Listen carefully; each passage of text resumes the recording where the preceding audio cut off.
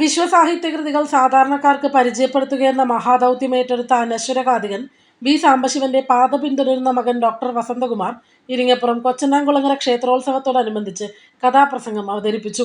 ആംഗലേയ മഹാകവി John കീറ്റ്സിന്റെ Isabella അല്ലെങ്കിൽ ദി പോർട്ട് ഓഫ് ബേസിൽ എന്ന കഥാകാവ്യമാണ് ഇസയുടെ തുളസിക്കൊടി എന്ന പേരിൽ വേദിയിൽ അവതരിപ്പിച്ചത്.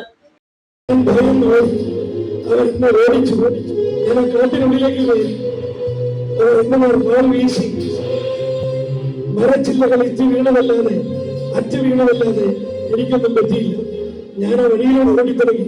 അവരെന്റെ പിന്നാലെ കൂടി. ഈ ശബ്ദമെല്ലാം കേട്ട് അവിടെ മരത്തിലുണ്ടായിരുന്ന രണ്ട് വേഴാമ്പലുകൾ വല്ലാത്ത ശബ്ദം പുറപ്പെടുവിച്ച് പറന്നകന്നു. ഭയാനകമായ ശബ്ദം. അവരോടിച്ചു. ഞാൻ ഓടി, പ്രാണനം കൊണ്ടോടി.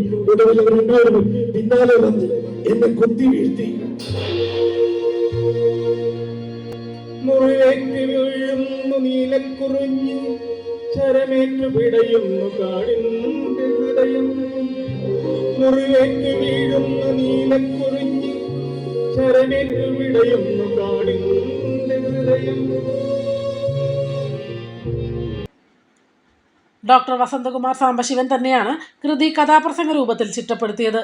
100 വർഷം പിന്നിട്ട കഥാപ്രസംഗം എന്ന കലയ്ക്ക് ഇന്നും ആസ്വാദകരുണ്ടെന്ന് വിളിച്ചോതുന്ന തരക്കേടില്ലാത്ത ജനം കഥാപ്രസംഗം ആസ്വദിക്കാൻ ക്ഷേത്ര പരിസരത്തെത്തിയിരുന്നു.